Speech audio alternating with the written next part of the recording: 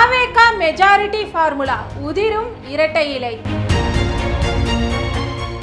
ஆளும் தாவேகா தனி பெரும்பான்மையை நோக்கி அதிரடியாக காய்களை நகர்த்தி வருவதால அதிமுக எம்எல்ஏக்கள் பலர் தாவேகாவில் தஞ்சம் புகுந்து வராங்க. இதனால தமிழக அரசியல் களம் உச்சகட்ட பரபரப்பை எட்டியிருக்கு. நடந்து முடிந்த சட்டப்பேரவை தேர்தலில் 108 தொகுதிகளில் தாவேகா வெற்றி பெற்றிருந்தாலும் தனித்து ஆட்சி அமைக்க தேவையான 118 என்ற மேஜிக் எண்ணை அக்கட்சியால எட்ட முடியல.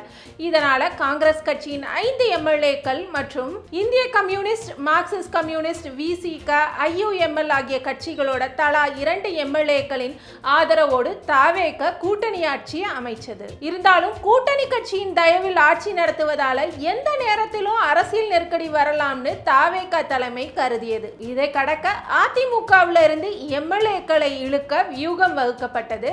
ஆனா அதில் உள்ள சட்ட சிக்கல்களை தவிர்க்க தாவேகா இப்போ அதிரடியா ஒரு புதிய ஃபார்முலாவை கையில எடுத்திருக்கு. இது குறித்து அதிமுக தாவேகா தலைமைக்கு நெருக்கமான வட்டாரங்கள் கூறியதை பார்ப்போம். அதிமுகவின் அதிருப்தி எம்எல்ஏக்களை நேரடியாக இழுத்து அமைச்சரவையில சேர்த்தால் கட்சி தாவல் தடை சட்டம் உள்ளிட்ட பல்வேறு சட்ட சிக்கல்கள் வரும் என்பதால தாவேகா அந்த பேச்சுவார்த்தையை கைவிட்டது.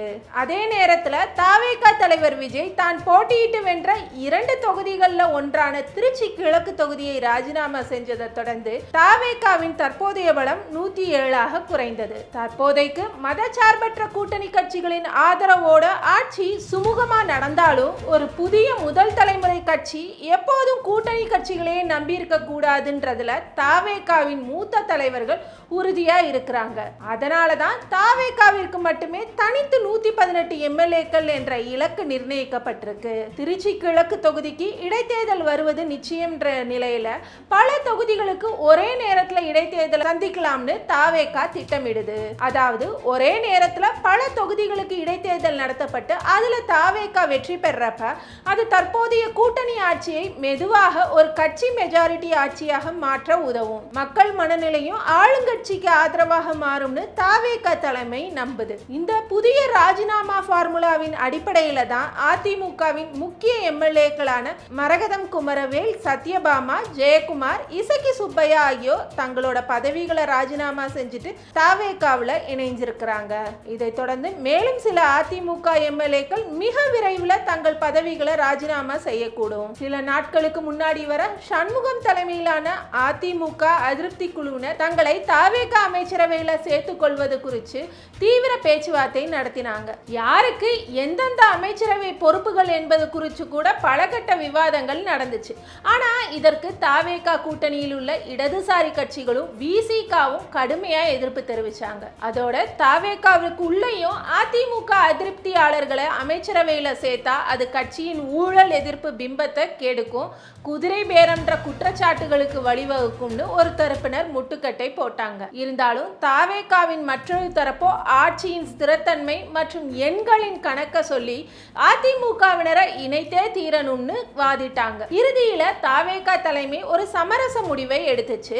அதன்படிதான் மதச்சார்பற்ற கூட்டணி கட்சிகள் அமைச்சரவைக்குள்ளும் அதிமுக அதிருப்தியாளர்கள் அமைச்சரவைக்கு வெளியேயும் இருக்கட்டும், அதே நேரத்தில் தனிப்பட்ட முறையில் எம்எல்ஏ பதவியை ராஜினாமா செஞ்சுட்டு கட்சியில இணைய விரும்புவர்களை வரவேற்கலான்ற முடிவை எடுத்துச்சு. இந்த அடிப்படையில தான் இப்போ அதிமுக எம்எல்ஏக்களின் விக்கெட் சரிவு அரங்கேறி வருது. இதனால அதிர்ச்சி அடைந்திருக்க அதிமுக அதிருப்தி குழுவின் மற்றொரு தரப்பு எம்எல்ஏக்கள் தங்களோட அரசியல் எதிர்காலத்தை காக்க மீண்டும் பழனிசாமி தலைமையுடன் சமரசம் செய்து கொள்ளும் வழிகளை நாடி இருக்கிறாங்க. ஒட்டுமொத்தத்தில் தாவேகாவின் தனிப்பெரும்பான்மை வேட்டையால தமிழக அரசியல் களம் சூடேறி இருக்குன்னு அதிமுக தாவேகா தலைமைக்கு நெருக்கமான வட்டாரங்கள் சொல்லுது. இந்த நிலையில தான் அதிமுக ஐடி விங் வெளியிட்ட எக்ஸ் பதிவு கவனம் பெற்றிருக்கு. எனக்கு பின்னாலும் இன்னும் எத்தனை நூற்றாண்டுகள் ஆனாலும் அதிமுக மக்களுக்காகவே இயங்கும்னு ஜெயலலிதா தெரிவிச்சிருந்தாங்க. கோடானு கோடி தொண்டர்களின் தியாகத்தால வளர்ந்த இந்த எஃகு கோட்டையை இனி எவராலும் அசைக்க முடியாது.